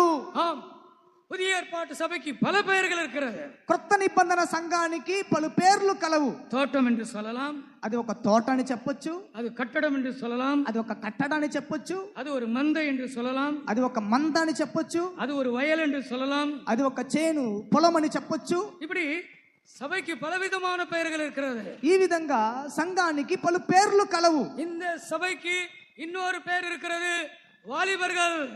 ఈ సంఘానికి ఇంకొక పేరు ఉన్నది, యవ్వనస్తులు. கர்த்தருடைய வருகைக்காக ஆயத்தமாய் கொண்டிருக்கிற சபைக்கு வாலிபர்கள் என்ற பெயர் இருக்கிறது. దేవుని రాకడ కొరకు సిద్ధపడుచున్న సంఘానికి పేరు యవ్వనస్తులని పేరు కలదు. 101ஆம் சங்கீதத்தை நான் படிக்கும் பொழுது 101వ కీర్తనలో మనం చదివేటప్పుడు அந்த பெயரை நான் வாசிக்கலாம். ఆ పేరును మనం చదవచ్చు. 110 3ஆம் வசனம். 110వ కీర్తన 3వ వాక్యం. 110 3వ వాక్యం. యుద్ధ సన్నాహ దినమున నీ ప్రజలు ఇష్టపూర్వకముగా వచ్చెదరు. నీ యవనస్తులలో శ్రేష్ఠులు పరిశుద్ధ అలంకృతులై మంచు వలె అరుణోదయ గర్భములో నుండి నీ యొద్దకు వచ్చెదరు. సభയെ పట్టియ ஒரு தீர்க்க தரிசனம் தான் இது. సంఘమును గురించిన ఒక ప్రవచన వాక్యమే ఇది. கர்த்தருடைய வருகையிலே இவர்கள் வாலிபர்களாயிருப்பார்கள். దేవుని యొక్క రాకడలో వీరు యవనస్తులుగా ఉందురు. கர்த்தருடைய நாமத்திற்கு மகிமை உண்டாகட்டும். దేవుని యొక్క నామానికి మహిమ కలుగును గాక. கர்த்தருடைய வருகையிலே అమ్మச்சி వాలిబரை పోల మారి విடுவார்கள். దేవుని యొక్క రాకడలో అమ్మచ్చి యవనస్తురాల్లాగా మారిపోతారు. ஆமா, అమ్మச்சி 16 వయసు ஆயிடுவார்கள். అమ్మచ్చికి 16 వయసు వచ్చేసింది. ஆமா, வருகையிலே రాకడలో ஒரு மகிமையான சரீரம், మహిమ కలిగిన ఒక శరీరం. கர்த்தருடைய வருகையிலே எல்லாரும் வாலிபர்கள் தான். దేవుని యొక్క రాకడలో అందరూ యవనస్తులే. எருசலேமிலே, புதிய எருசலேமிலே எல்லாரும் வாலிபர்கள் தான். నూతన యెరూషలేములో అందరూ యవనస్తులే. சீயோனிலே எல்லாரும் வாலிபர்கள் தான். సియోనులో అందరూ యవనస్తులే. கர்த்தருடைய நாமத்திற்கு மகிமை உண்டாகட்டும். దేవుని యొక్క నామానికి మహిమ కలుగును గాక. యవ్వన జనం உமக்கு பிறக்கும். యవ్వన జనము నీకు అక్కడ జన్మించును. விடியற் காலத்து பனிக்கு சமானமாக, అరుణోదయ గర్భంలో సమానముగా. விடியற் காலம் என்பது வருகையை பற்றி பேசுகிறது. అరుణోదయం అనేది రాకడం గురించి చెప్పుచున్నది. நீதியின் சூரியன் உதிப்பார். నీతి సూర్యుడు అక్కడ ఉదయించును. விடியற் காலத்திலே అరుణోదయమున நீதியின் சூரியன் உதிப்பார். నీతి సూర్యుడు ఉదయించును. விடியற் காலத்திலே உமக்கு யவன ஜனம் பிறக்கும்.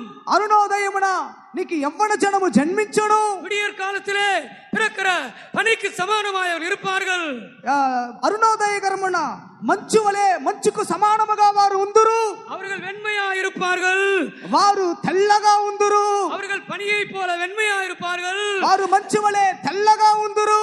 அவர்கள் பரிசுத்தமுள்ளவர்களா இருப்பார்கள். వారు పరిశుద్ధ అలంకృతులై ఉందురు. கரை, திரை முதலானவைகள் ஒன்றும் இல்லாமல் కలంకమైనను ముడతైనను అట్టిది మరి ఏదీ లేకుండా பரிசுத்தமும் பிழையற்றதுமான மகிமையுள்ள சபையாக, பரிசுத்தமுள்ள சபையாக அவருக்கு முன்பாக நிறுத்தப்படுவார்கள். పరిశుద్ధమైనది గాను నిర్దోషమైనది గాను మహిమ కలిగిన సంఘముగా ఆయన ఎదుట వీరు నిలబడుదురు. வருகையில் எடுத்துக் கொள்ளப்படுவர்கள் பாக்கியவான்கள். రాకడలో ఎత్తబడేవారు ధన్యులు. ஆனால் இப்பொழுது இந்த பாக்கியவான் தூங்கிக் கொண்டிருக்கிறான். అయితే ఈ ధన్యుడు ఇప్పుడు నిద్రపోవచ్చు ఉన్నాడు. அவன் ஜன்னலிலே உட்கார்ந்திருக்கிறான். అతడు కిటికీ మీద కూర్చొని ఉన్నాడు. ஜன்னல் என்று சொல்கிறது 2 நினைவுகளை காண்பிக்கிறார். కిటికీ అని చెప్పేటప్పుడు 2 తలంపులను చూపించుచున్నది. உலகத்தையும் நேசிக்கிறார்கள், లోకాన్ని వాళ్ళు ప్రేమిస్తున్నారు. பரலோகத்தையும் நேசிக்கிறார்கள். పరలోకాన్ని కూడా వారు ప్రేమిస్తున్నారు. பரிசுத்தத்தை நேசிக்கிறார்கள், పరిశుద్ధతను ప్రేమిస్తున్నారు. அவர்கள் பாவத்தையும் நேசிக்கிறார்கள். వారు పాపమును కూడా ప్రేమిస్తున్నారు. அவர்கள் தேவனை நேசிக்கிறார்கள், వారు దేవుణ్ణి ప్రేమించుచున్నారు. அவர்கள் பிசாசை நேசிக்கிறார்கள். వారు అపవాదిని ప్రేమించుచున్నారు. ஒரு பையன் சொன்னான், ఒక అబ్బాయి చెప్పాడు. இந்த டிபிஎம் சபையை சேர்ந்த ஒரு வாலிபன் சொன்னான், ఈ టీపీఎం సంఘానికి చెందిన ఒక యవ్వనస్తుడు చెప్పాడు, நான் தேவனுக்கு இனிமேல் ஆராதனை செய்ய மாட்டேன். దేవునికి ఇక మీదట నేను ఆరాధన చెయ్యను. இவ்வளவு நாள் தெரியாமல் தேவனுக்கு நான் ஆராதனை செய்தேன். ఇన్ని రోజులు తెలియకుండా నేను దేవునికి ఆరాధన చేసి తిని இனிமேல் நான்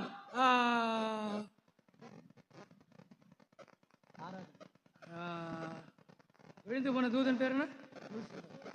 லூசிபருக்கு நான் ஆராதனை செய்வேன். ఇక మీదట నేను లూసిఫర్కు ఆరాధన చేయుదును.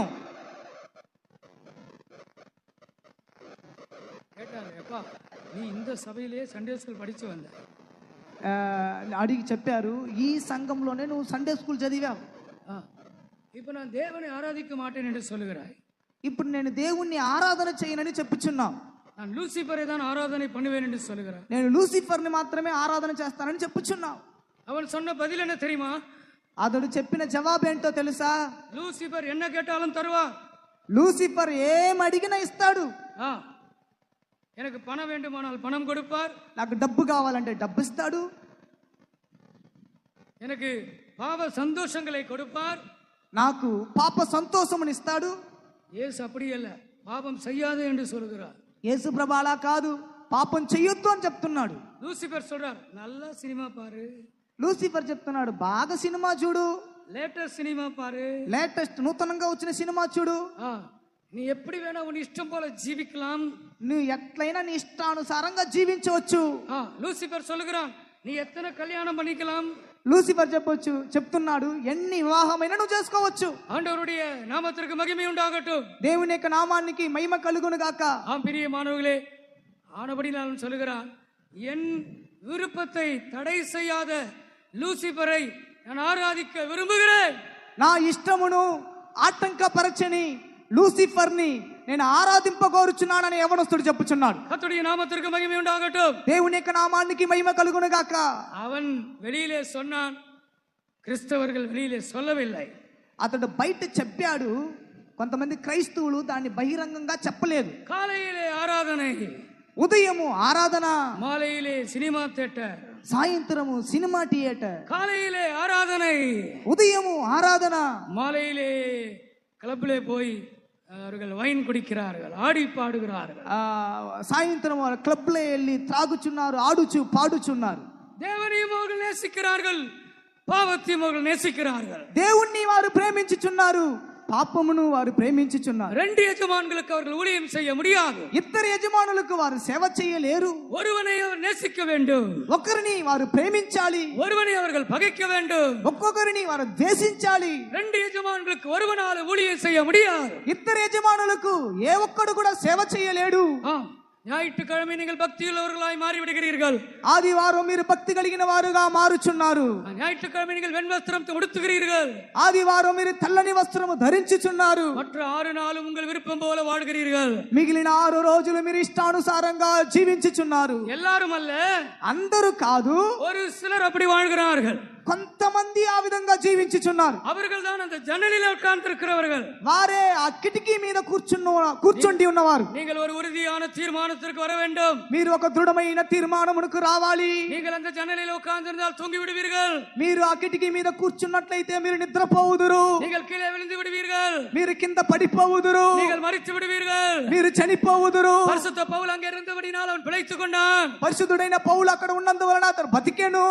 ஜன்னலில் உட்கார்ந்திருக்கிறவர்களே, అవును, కిటికీ మీద కూర్చుని ఉన్నవారలారా, ஜன்னலில் உட்கார்ந்திருக்கிற ஐத்துகுவே, కిటికీ మీద కూర్చున్న ఐతుకు, ஜன்னலில் உட்கார்ந்திருக்கிற வாலிபனே, కిటికీ మీద కూర్చున్న యవనస్తుడా, ஜன்னலில் உட்கார்ந்திருக்கிற கிறிஸ்தவனே, కిటికీ మీద కూర్చున్న క్రైస్తవుడా, நீ நித்திரையிலிருந்து எழும்புவாயாக. నువ్వు నిద్రలో నుండి మేల్కొందువు గాక. எழும்பு, లెమ్ము, உன் நித்திரையை இழுத்துக்கால். నీ నిద్ర నుండి మేల్కొనుము. இல்லாவிட்டால் நீ விழுந்து விடுவாய். లేనట్లయితే నువ్వు పడిపోవుదువు, நீ மரித்து விடுவாய். నువ్వు చనిపోవుదువు. ஆண்டவருடைய நாமத்திற்கு மகிமை உண்டாகட்டும். దేవుని యొక్క నామానికి మహిమ కలుగును గాక. எலியா ஜனங்களை பார்த்து விதமாய் கேட்கிறார்.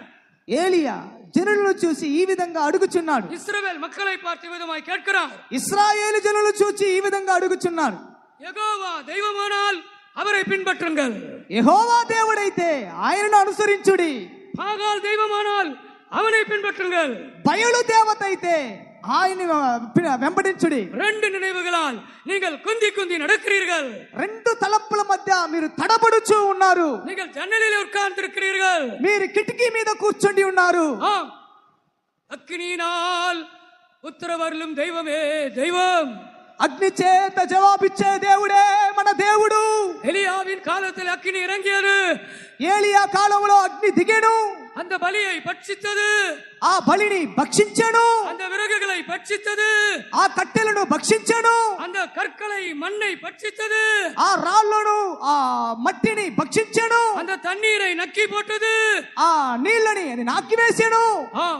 கர்த்தரே தெய்வம் என்று விழுந்தார்கள். యెహోవాయే దేవుడని నమస్కరించిరి. சாஷ்டாங்கமாய் விழுந்தார்கள். వారు సాష్టాంగంగా నమస్కరించిరి. 2 కరங்களை உயர்த்தி சொல்லுவோமா? 2 చేతులు పైకెత్తి చెప్పుదము. கர்த்தரே தெய்வம். యెహోవాయే దేవుడు. கர்த்தரே தெய்வம். యెహోవాయే దేవుడు. 2 కరங்களை உயர்த்தி சொல்லுவோமா? 2 చేతులు పైకెత్తి చెప్పుదము. கர்த்தரே தெய்வம். యెహోవాయే దేవుడు. இயேசுவே நேசிப்பேன். యేసు ప్రభువే నే ప్రేమించుదును. இயேசுவே நேசிப்பேன். యేసు ప్రభుని ప్రేమించుదును. இயேசு எனக்கு போதும். యేసయ్య నాకు చాలు. இயேசு எனக்கு போதும். యేసయ్య నాకు చాలు. பரலோகம் எனக்கு போதும். పరలోకము నాకు చాలు. சீயோன் எனக்கு போதும். సియోను నాకు చాలు. புதிய எருசலேம் எனக்கு போதும். నూతన యెరూషలేము నాకు చాలు. சிங்காசனம் எனக்கு போதும். సింహాసనము నాకు చాలు. கர்த்தருடைய நாமத்திற்கு மகிமை உண்டாவதாக. దేవుని యొక్క నామానికి మహిమ కలుగును గాక. என் வார்த்தைகளை நான் முடிக்கிறேன். నా మాటలు నేను ముగించుచున్నాను. நீங்கள் விளக்குகள் உள்ள வீட்டிலே மேல் வீட்டிலே இருக்கிறீர்கள். మీరు దీపం కలిగిన మేడ గది ఇంటిలో ఉన్నారు. அநேக விளக்குகளை ఆండవర్ ప్రకాశిత ఎరియ பண்ணுகிறார். అనేక దీపములను దేవుడు మండుచు ప్రకాశింపజేయుచున్నాడు. ஜன்னல்ல இருக்கிறவர்களை தேவனுடைய வார்த்தை எச்சரிக்கிறது. కిటికీ మీద ఉన్న వారిని దేవుని యొక్క వాక్కు హెచ్చరించుచు ఉన్నది. கர்த்தர் தெய்வமானால் அவரை பின்பற்றுங்கள். యెహోవా దేవుడైతే ఆయనను అనుసరించుడి. பாகால் தெய்வமானால் அவனை பின்பற்றுங்கள். బయలు దేవుడైతే వాణ్ణి వెంబడించుడి. ரெண்டு நினைவுகளால் நீங்கள் குந்தி குந்தி நடக்காதிருங்கள். రెండు తలంపుల మధ్యలో మీరు తడబడకండి. நம்முடைய முழங்கால்களை நாம் முடக்குவோமாக. మన మోకాళ్ళని మనం వంచుదుము. நம்முடைய முழங்கால்களை நாம் முடக்குவோமாக. మన మోకాళ్ళు వేయుదుము. நீங்கள் எழும்பி நிற்க முடிந்தால் எழும்பி நில்லுங்கள். లేచి నిలబడటకు వీలైతే లేచి నిలబడండి. நீங்கள் முழங்கால் படியிடக்கூடுமானால் முழங்கால் படியிடுங்கள். మీరు మోకాళ్ళు వేయ వీలు కలిగితే మోకాళ్ళు వేయండి. உங்கள் கரங்களை உயர்த்தி ஒப்புக்கொடுங்கள். మీ చేతులు పైకెత్తి సమర్పించండి. ஓ நான் இயேசுவை நேசிப்பேன். నేను యేసయ్యను ప్రేమించెదను. இயேசு எனக்கு போதும். యేసయ్య నాకు చాలు. பரலோகம் எனக்கு போதும். పరలోకము నాకు చాలు. நித்திரையை விட்டு எழும்புங்கள். నిద్రలో నుండి మేల్కొనండి. நித்திரையை விட்டு எழும்புங்கள். నిద్రలో నుండి మేల్కొనండి. ஆண்டவருடைய கரம் உங்களை தட்டி எழுப்புகிறது. దేవుని యొక్క హస్తం నిన్ను తట్టి లేపుచున్నది. மேல் வீட்டிலே கர்த்தர் உங்களை தட்டி எழுப்புகிறார். ఆ మేడగది మీద దేవుడు నిన్ను తట్టి లేపుచున్నాడు. உங்களை அவர் தட்டி எழுப்புகிறார். మిమ్మల్ని ఆయన తట్టి లేపుచున్నాడు. எழும்பு లెమ్ము. சீயோனே எழும்பு. సియోను లెమ్ము. எருசலேமே எழும்பு. యెరూషలేమా లెమ్ము. உன் வல்லமையை தரித்துக்கோ. నీ బలమును ధరించుకొనుము. நித்திரை விட்டு எழும்பு. నిద్రలో నుండి మేల్కొనుము. தூசியை விட்டு எழும்பு. ధూళి దులుపుకొని లెమ్ము. ஓ அபிஷேகத்தை புதுப்பித்துக் கொள்வோமாக. అభిషేకాన్ని నూతనపరచుకొందుము. தீர்மானத்தை செய்வோமாக. తీర్మానము చేయుదుము. இயேசுவுக்காக பிரகாசியுங்கள். యేసయ్య కొరకు ప్రకాశించండి. முழு உலகத்திலும் பிரகாசியுங்கள். సర్వలోకమునకు ప్రకాశించండి. ஒவ்வொரு நாளும் பிரகாசியுங்கள். ప్రతి దినము ప్రకాశించండి. அவருடைய சபைக்காக அவர் சீக்கிரமாய் வரப்போகிறார். ఆయన సంఘం కొరకు ఆయన త్వరగా రానై ఉన్నాడు. கர்த்தர் உதவி செய்வாராக. దేవుడు మనకు సహాయం చేయుదురుగాక. పాప చీకటి కమ్మి ఉన్నది చూడుము భూమి మీద. పాప చీకటి కమ్మి ఉన్నది జ్యోతి వలె జ్వలించుము. దీపవాక్యము పట్టుకొని జ్యోతి వలె జ్వలించుము. దీపవాక్యము పట్టుకొని సమయమిరే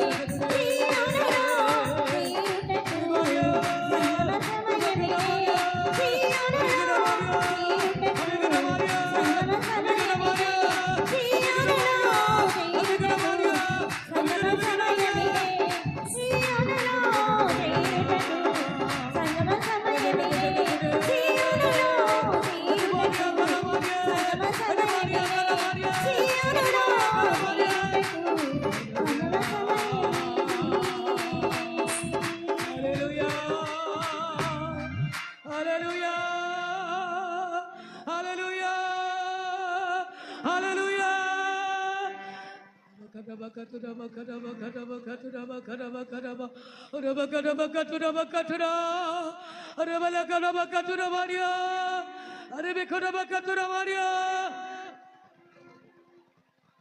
இந்த மேல் வீட்டிலே நீ வந்தபடியினால் உன்னை நான் ఆశీర్వదిக்கிறேன். ఈ మేడ గదిలోనికి నీ వచ్చినందువలన నేను నిన్ను ఆశీర్వదించుచున్నాను.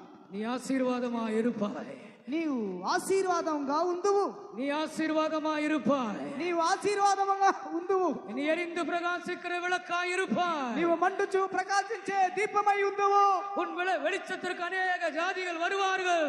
నీ వెలుగుకి అనేక జనము వచ్చుదురు. உன் வெளிச்சத்திற்கு அநேக ஜாதிகள் வருவார்கள். నీ వెలుగునకు అనేక జనములు వచ్చుదురు. உதிக்கிற உன் மகிமைக்கு ராஜாக்கள் வருவார்கள்.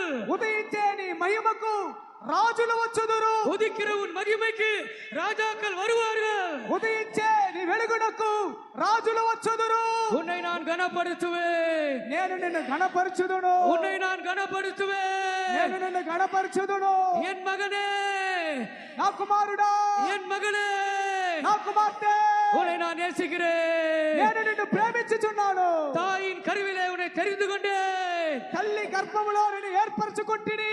உன்னுடைய வருங்காலத்தை நான் ஆசீர்வதிப்பேன். నీ భవిష్యత్తును నేను ఆశీర్వదించుదును. உன்னுடைய வருங்காலத்தை நான் ஆசீர்வதிப்பேன். నీ భవిష్యత్తును నేను ఆశీర్వదించుదును. உன் பிள்ளைகளை நான் ஆசீர்வதிப்பேன். నీ పిల్లలను నేను ఆశీర్వదించుదును. உன் கையின் பிரயாசங்களை நான் నీ ஆசீர்வதிப்பேன். చేతుల ప్రయాసమును ఆశీర్వదించుదును.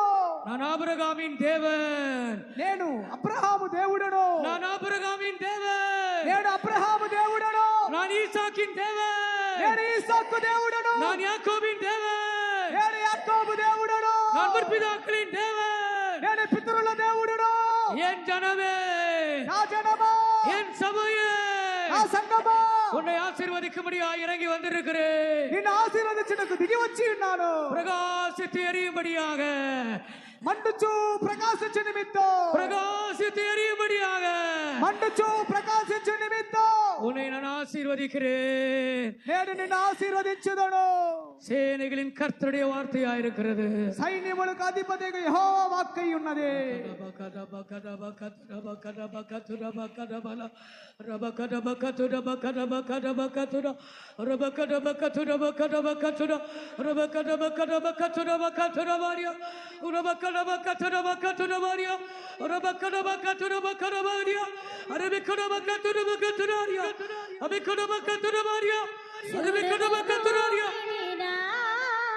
పాప చీకటి కమ్మి ఉన్నది, చూడుము భూమి మీద.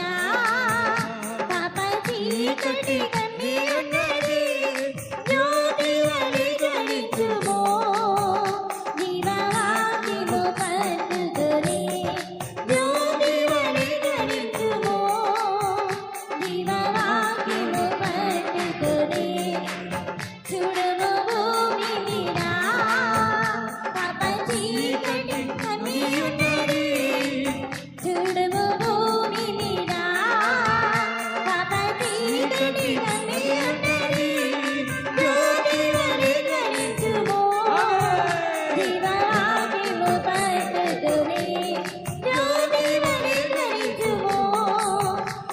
జీవవాక్యము పట్టుకొని, జ్యోతి వలె జ్వలించుము. జీవవాక్యము పట్టుకొని, జ్యోతి వలె జ్వలించుము. జీవవాక్యము పట్టుకొని, జ్యోతి వలె జ్వలించుము. జీవవాక్యము పట్టుకొని, జ్యోతి వలె జ్వలించుము. జీవవాక్యము పట్టుకొని, జ్యోతి వలె జ్వలించుము. జీవవాక్యము పట్టుకొని, జ్యోతి వలె జ్వలించుము. జీవవాక్యము పట్టుకొని, జ్యోతి వలె జ్వలించుము. జీవవాక్యము పట్టుకొని,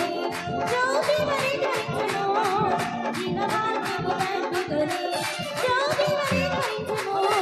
జీవవాక్యము పట్టుకొని, జ్యోతి వలె జ్వలించుము. జీవవాక్యము పట్టుకొని, జ్యోతి వలె జ్వలించుము. జీవవాక్యము పట్టుకొని, జ్యోతి వలె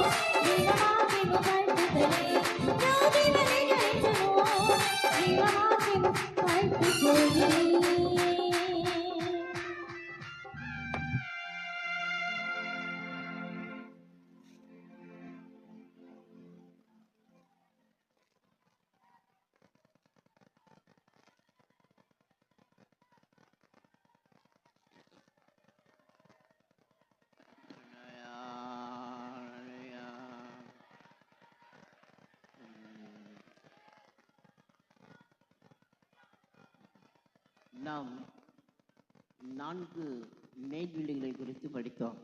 మనము 4 మేడగదుల గురించి మనం చదివితిమి. முதலாவது மேல் வீட்டிலே 120 பேர் கூடியிருந்தார்கள். பேதுரு எழுந்து பிரசங்கம் பண்ணினான். அநேக ஜனங்கள் 120 பேர் அபிஷேகம் பெற்றார்கள்.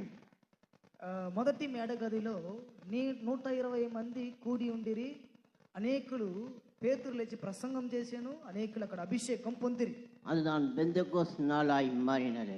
అదే పెంతెకోస్తు దినముగా మారింది. இரண்டாவதாக ஒரு மேல் வீடை நாம் பார்க்கிறோம். రెండవదిగా ఒక మేడగదిని మనం చూచితిమి. அந்த மரித்து போன அந்த தபிதாலை நீ எழுப்பினார்கள். మరణించిన తబితాని ఆ మేడగదిలో లేపిరి. முழங்கால் ஜெபமானது அவளை எழுப்பினது. మోకాళ్ళు ప్రార్థన ఆమెను లేపారు. மரணமானது ஜெயமாய் மிழுங்கினது. మరణము విజయము చేత మృంగబడిను. ஆரோக்கியத்தை அந்த வீடு கொடுக்கிற வீடா இருந்தது. ఆ ఇల్లు ఆరోగ్యమునిచ్చి ఇల్లుగా మారిను. நற்கிரியை செய்கிற வீடா இருந்தது. అది సత్క్రియలు చేయి ఇల్లుగా ఉండేను. மூன்றாவது வீடை பார்க்கிறோம்.